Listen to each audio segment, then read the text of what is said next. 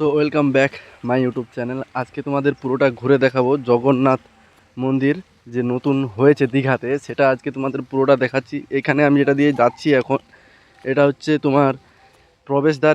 এই সাইডে জুতো খুলে রেখে দিয়ে যেতে হয়। সামনে অনেক গেট ফেট তৈরি করেছে। আমি জগন্নাথ মন্দির হওয়ার পরে অনেকবারই দীঘা গিয়েছি, থেকেছি, ঘুরেছি, এনজয় করেছি, কিন্তু ফার্স্ট টাইম বাবা চন্দনেশ্বরে উদ্দেশ্যে গিয়েছিলাম, কিন্তু জগন্নাথ মন্দির দেখে এলাম। খুবই সুন্দর করেছে। দেখতে পাচ্ছ ভিতরটা এত রৌদ্রুর জন্য পাথরগুলো এত গরম হয়ে গেছে, তার জন্য কার্পেটও বিছিয়েছে। এই সাইডটায় মাথায় জল নিয়ে হাত পা ধুয়ে যেতে হবে। দেখো ঠিক এই টাইমটাতে চন্দনেশ্বরে পুজোর মেলা লেগেছিল, চড়ক মেলা। সেই আমি গিয়েছিলাম। আমিও মানে কি বলে, তোমাদের ভাষায় কি বলে, কে কোনখান থেকে ভিডিও দেখছো সেটা তো জানি না, বাট আমি উতরি নিয়েছিলাম, মানে ভগদা হতে গিয়েছিলাম। তো সব ভক্তগণরা এখানে এসেছিল, অনেকে এসছে অনেকে আসেনি। তো সেইভাবেই আমিও গেছিলাম দেখতে যে কেমন বানিয়েছে। আমি কোনোদিন ভিতর থেকে দেখিনি, বাইরে থেকে অনেকবারই দেখেছি। আজকে ভিতরটা ঢুকে দেখলাম, খুবই সুন্দর, খুবই, আমার তো খুব ভালো লাগছে। তো দেখতেই পাচ্ছ কতজন মানুষ। বাকিটা আমি আরও পুরো ভিতরটা আমি গিয়েছিলাম, কিন্তু ভিতরে অনেক অনেক জায়গায় ফোন অ্যালাউ করেনি।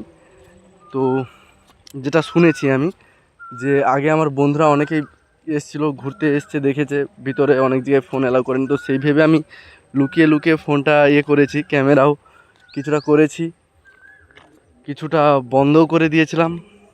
মানে জানো তো, সবারই ভয় থাকে ফোন যদি নিয়ে নেয় বা কোনো ঝামেলা করে, তখন কেউ কিছু বলতে পারবে কিছু না। তাই সেই ভেবে ফোনটাকে ভিতরে রেখে আমি আস্তে আস্তে পুরো মন্দিরটা ঘুরেছি, দেখেছি।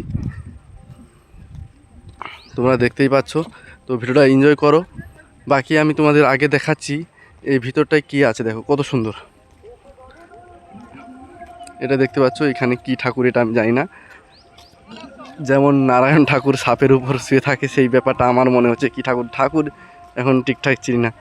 এইটা মেন মন্দিরে এই সাইড দিয়ে যাব। দেখতে পাচ্ছ কত ভিড় হয়েছে।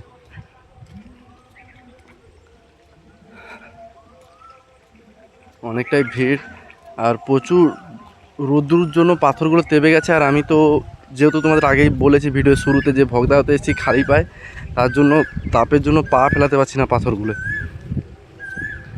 অলরেডি রোডে হেঁটে এসেছি অনেকটাই, তো তার জন্য পায়ে পুরো মানে ঠসা হয়ে গেছে। তারপর এই সাইড দিয়ে দেখো, এই সামনেটা দেখতে পাচ্ছ, এখানে মন্দির। আরও সাইডে সাইডে অনেক ছোট ছোট মন্দির আছে, দেবদেবীর মন্দির আছে। তো সেগুলো তোমাদের আমি দেখাবো। তার আগে তোমাকে মন্দিরটা আমি এই সাইডটা দেখো, বাম সাইডটা আমি তোমাদের দেখাচ্ছি। এই সাইডটা দেখতে পাচ্ছ, এই সাইডে কত সুন্দর করে গ্রাউন্ড করে রেখেছে, ঘাস সুন্দর। আমার তো খুবই ভালো লেগেছে এখানটা।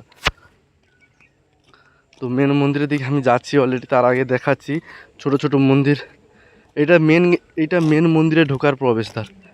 এই সাইড দিয়ে দেখতে পাচ্ছ কত সুন্দর। ভিতরটা ভালো ডেকোরেশন করেছে, আর খুব নিখুঁতভাবে কাজ করেছে। বাপরে বাপ, এত বড় মন্দির দীঘার বুকে, মানে যেটাকে বলে এক কথায় বলা যায় যে সেকেন্ড জগন্নাথ দেব। পুরীর মন্দির যেমন, তো পুরী হয়, তাও বলতে পারি যে সেকেন্ড জগন্নাথ দেবের মন্দির।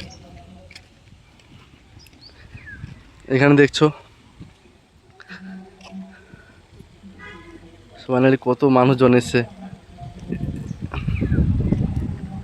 এখানে আমি উপরে তোমাদের সাইনবোর্ডটা দেখিয়ে দিচ্ছি, দেখলে বুঝতে পারবে তুমি এটা কোন দেবীর মন্দির, কি দেবতার মন্দির।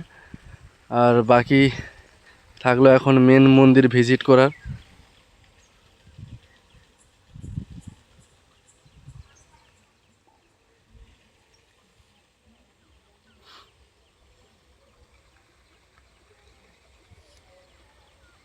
এই সাইডে দেখতে পাচ্ছ আরও একজন দেবদেবীর মন্দির আছে এই সাইডে।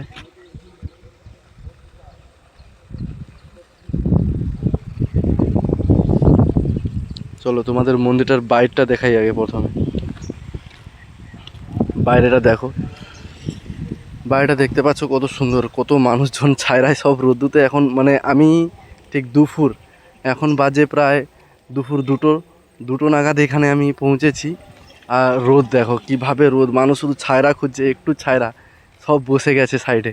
আর আমাদের তো সারাদিন জল খাওয়া হবে না, তারপরে এই হাঁটা চলা ফেরা